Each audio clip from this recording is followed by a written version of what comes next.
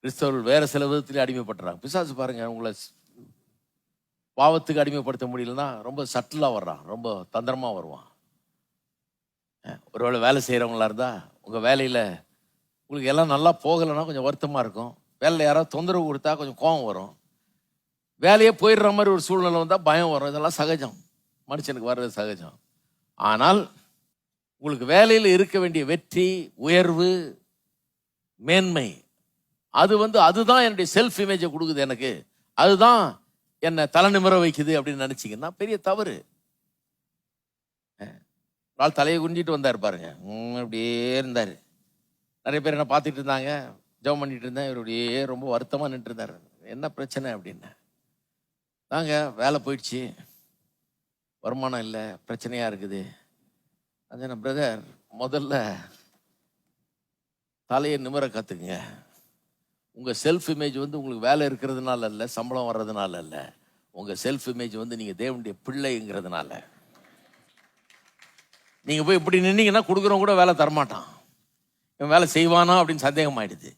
நல்லா ட்ரெஸ் பண்ணி, நல்லா உங்களை க்ளீனப் பண்ணி, நல்லா ஷேவ் பண்ணி, நல்லா போய் நல்லா நின்று வேலை செய்யக்கூடிய ஆள் மாதிரி தோற்றத்தை உண்டாக்கி போய் கேளுங்க. கர்த்தர் மேலே நம்பிக்கையை வைங்க. உங்களுடைய செல்ஃப் இமேஜ் உங்களுடைய வேலையிலேருந்து வரல, உங்கள் வேலையில் இருக்க சக்ஸஸ்லேருந்து வரல.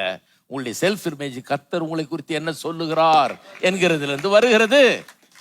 அதை தூக்கி கர்த்தர் வைக்க வேண்டிய இடத்துல வச்சிடாதீங்க. அது முக்கியம் கிடையாது. வேலையில் இருக்கிற வெற்றிங்கிறது ஓகே, அது வெற்றியா, கர்த்தர் வெற்றியை விரும்புகிறார், கர்த்தர் வெற்றியை தர்றாரு.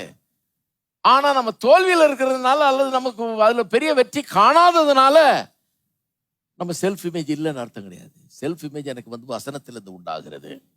இதெல்லாம் நான் ஒரு காலத்துல தீர்மானம் பண்ண வேண்டியதாயிடுச்சு என் வாழ்க்கையில. இங்க ஒரு குடிசை போட்டு ஆரம்பிச்சேன் பாருங்க. இதுக்கு முன்னால் ஒரு நல்ல இடத்துல இருந்தேன், பாஸ்டரா இருந்தேன். அப்புறம் அங்கிருந்து இங்க ஒரு குடிசையில், இந்த மைதானத்துல குடிசையில் ஃபேன் கூட கிடையாது வந்திருந்தேன். என் ஃப்ரெண்ட்ஸ் எல்லாம் சிலர் வர்றான்னாங்க.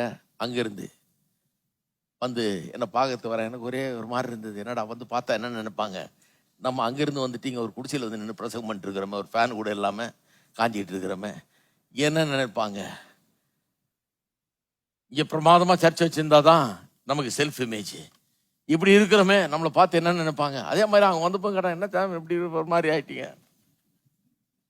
அவங்களே பரிதாபப்படுறாங்க நம்மளை பார்த்து. அப்போதான் நான் ஒரு முடிவுக்கு வந்தேன். என்னுடைய செல்ஃப் இமேஜ் என்னுடைய வெற்றியிலிருந்து வர்றதில்லை, என்னுடைய வெற்றி என்னுடைய செல்ஃப் இமேஜிலிருந்து வருது. நான் தீர்மானம் பண்ணேன், என்னுடைய வெற்றி தோல்விகள் என்னுடைய செல்ஃப் இமேஜை நிர்ணயிக்கிறது இல்லை. நான் யார் என்று வேதம் என்ன சொல்லுகிறார், அதுதான் எனக்கு செல்ஃப் இமேஜை தருது. நான் கர்த்தருடைய பிள்ளை, கர்த்தர் என்னை நேசிக்கிறார், அவரை அன்பு கூறுகிறார், நான் அவருக்கு சொந்தமானவன். எது எப்படி இருந்தாலும் போறாள், நான் குடிசையில பிரசங்கம் பண்ணிருக்கலாம், நான் கர்த்தருக்கு சொந்தமானவன், தேவனுடைய பிள்ளை, அழைக்கப்பட்டவன், அபிஷேகம் பண்ணப்பட்டவன், கர்த்தரால் தெரிந்து கொள்ளப்பட்டவன். வெற்றி பிறகு வரும், அது வரட்டும், எப்போ வருதோ வரட்டும். ஆனால் அதுக்கு நான் இன்றைக்கு தலை குனிகிறவன் கிடையாது, நான் இன்னைக்கு தலை நிமிர்ந்து இருக்கிறவன். அதனால குடிசை போட்டு நல்லா தலை நிமிர்ந்து தான் பிரசங்கம் பண்ணேன். என்ன ஒண்ணு ஒரே வேர்த்து ஊத்தும். முடிஞ்சோடனே சட்டை காட்டி புளிஞ்சா அப்படியே கொடன்னு கொட்டும் வேர்வையா. பரவாயில்ல, வெற்றி பிறகு வரும். வெற்றி எங்கிருந்து வருது? நான் என்னை யார் என்று கர்த்தர் சொல்லுகிறார், அதை முதல்ல நினைக்க வேணும். என் தலையை நிமிர்த்த வேணும், அதுல இருந்து வருது. பிசாசு பாருங்க, கொஞ்சம் ஏமாந்தீங்கன்னா தோற்கடிச்சிருவான். அவன் சொல்ல, போச்சு நீ ஒண்ணும் கிடையாது.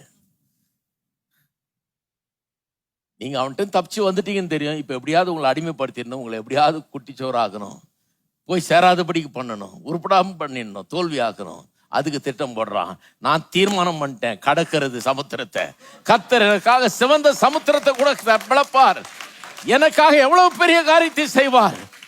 வாழ்க்கையில் ஏற்படுகிற தடைகளை, மலை போன்ற பிரச்சனைகளை உலர்ந்த தரையை கடந்து போவது போல சிவந்த சமுத்திரத்தை நான் கடப்பேன். அக்கறைக்கு நான் செல்லுவேன். என்னை துரத்தி வருகிற பிசாசு, அவனுடைய தந்திரங்கள் எல்லாம் ஒன்றுமில்லாமற் போகும், மூழ்கடிக்கப்படும். நான் வெற்றியை பெறுவேன் என்று நம்புகிறேன். இதத்தான்